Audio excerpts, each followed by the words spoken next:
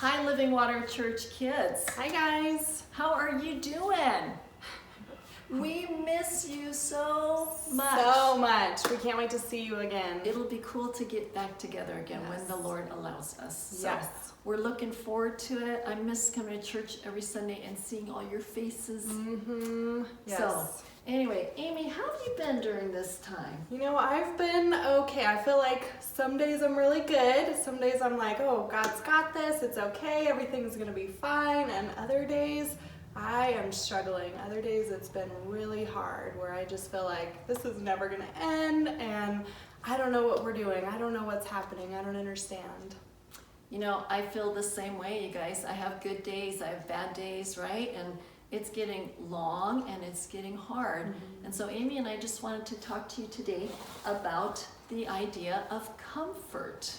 Let's think about comfort for a minute.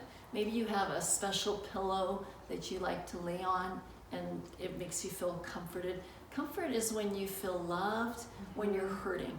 When you're hurting and you feel like comfortable and you feel loved and warm and you know, all that kind of stuff. That's what comfort is. So I wanted to just talk a little bit to Amy, me, like, what do we do for comfort? What do you do, Amy, or what do you, other people you know do? That's a good question. So for me, one of my big things is coffee. I love coffee. Right now I'm actually drinking coffee because I'm really tired.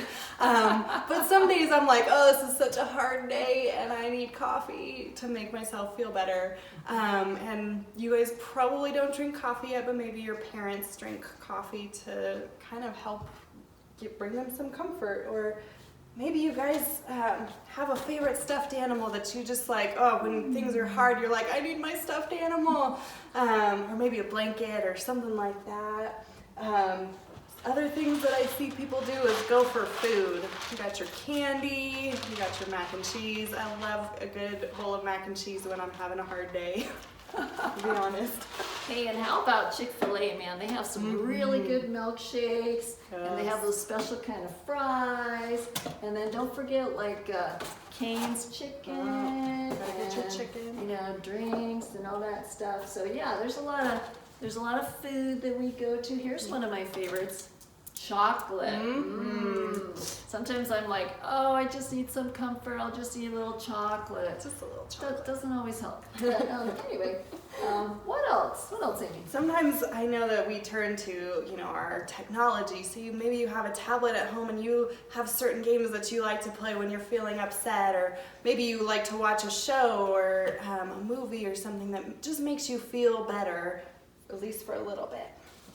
Or sometimes we turn to our phones and we are texting our friends, or maybe some of you guys have some kind of social media that you look at. I don't know what you guys do, but these are things that we can turn to when we're feeling upset.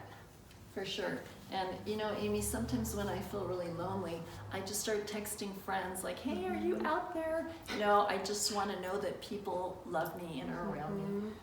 Here's some other things that people do, and I do it too, like go out in the sun, just enjoy nature. That gives me comfort. Or maybe some of you are really artistic. I know you are because you come to my Sunday school class. Some of you love to do art. We've seen your art. You've seen it. So maybe you like to paint or draw or, you know, create amazing things. Just being creative can make you feel comfortable. Or here's another one. Sometimes I chew gum if I need a little bit of comfort. Or sometimes I take a drive in my car because I just want to see something new, get to a different place.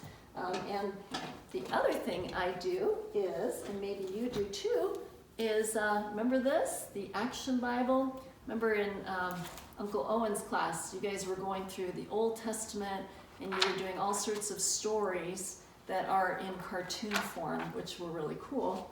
Well, what I do often is I go to my Bible because I know that inside the Bible are true words about God that are going to give my soul comfort. Like, you know, this drink from Chick-fil-A, that's just not going to do it for me, is it, Amy? No, it's just a temporary comfort. So many of these things that we do, you know, our stuffed animals, they make us feel good for a minute, they make us feel good for a little bit, but that comfort doesn't last. And so what the comfort that God offers, that's a lasting comfort. That's a lasting peace. What these things offer, these things aren't necessarily bad. They just don't last. And so we want to learn to run to Jesus first for comfort, because he is the comforter. That's good. That is so true. You know, the good news is that the person that loves you the best is the best person to give you comfort. Yes. So like, you know, again, when you were little, maybe you scraped your knee, you went to the person who loved you the most, and now you're bigger, and you probably don't do that.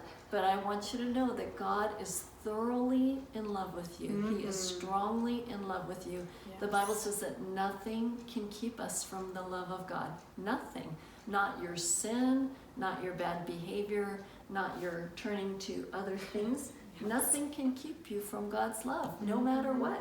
So that's awesome.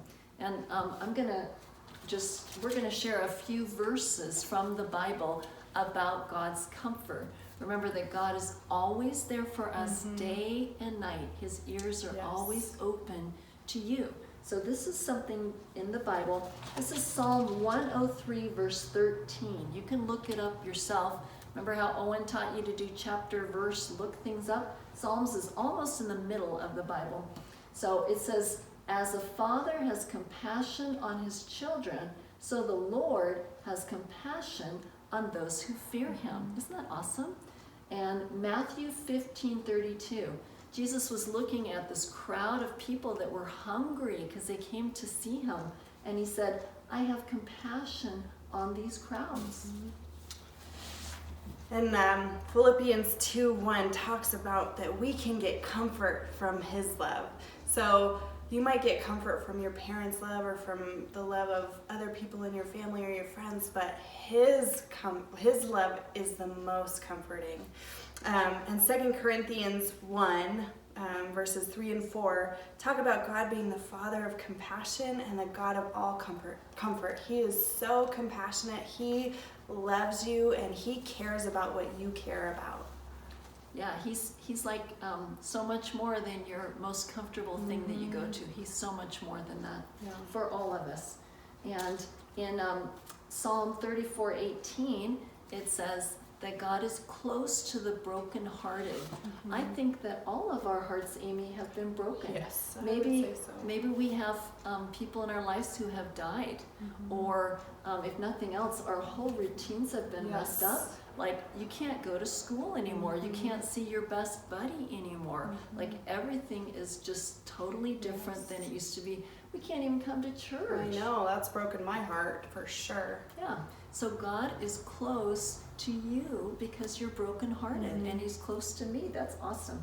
The other one is in Isaiah 51:12, and we'll say this together in a few minutes, but it says, I am he who comforts you. That's what God is saying to us.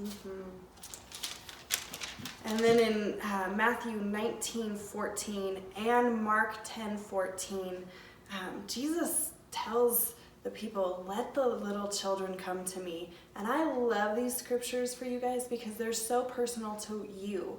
It's not just talking about, God wants all of us to come to him, but specifically he singled you guys out and he said, don't let anything stop these kids from coming to me. And so maybe you think that you can't go talk to Jesus on your own because you're not old enough or whatever it is. Jesus says the opposite. He says, come to me.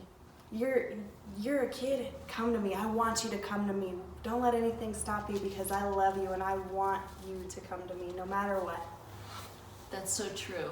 And guys, I have a story from my own life. So just this last week, my son and I had kind of a fight, not with fists, but with words. And, that's good. Yeah. And the next morning I woke up and I was like, oh, I sinned last night. I can't go to God. And then God reminded me that he doesn't want anything to keep me from him. And in fact, it's the devil that makes us feel condemned by our sin. Like, don't go to God, right? That's what the devil wants. He wants us to turn to other things that won't fill us, or to run away from God instead of running towards God. So then I just went right towards God, and he took away my sin, and I was able to just talk to him and share my heart with him. So that's something to think about. adults and kids. Yes. What is it that keeps us from coming to God when God is our ultimate source of comfort? He's the best comfort in the whole world. So let's think about that, and let's go against what the devil wants, which is to keep us from God. And let's just try this right now, Amy. Let's put our arms around each other, okay? So you're just like hugging yourself, and you're just going to say this with me. It's from Isaiah 51:12. It's, I am he who comforts you. So let's do that together. It's just a little reminder for you, okay? I am he who comforts you. All right. So, Living Water Church kids, we love you so much. We're praying for you. God is with you. We just read you these scriptures. And just cling on to your source of comfort. He's always there for you. We miss you, and we hope to see you soon. But until then, just keep running to Jesus, because he wants to hear from you. He wants to be close to you. That's right. Don't run away. Run toward him. And by the way, if any of you need a Bible, can you go ahead and contact Amy? Yes. She'll have her email address there. And the church will get you a Bible. Because again, in this book are so many words of comfort of our God. He wants to give us comfort. So, all right, you all, cheers, and we hope to see you soon. Love you. Bye.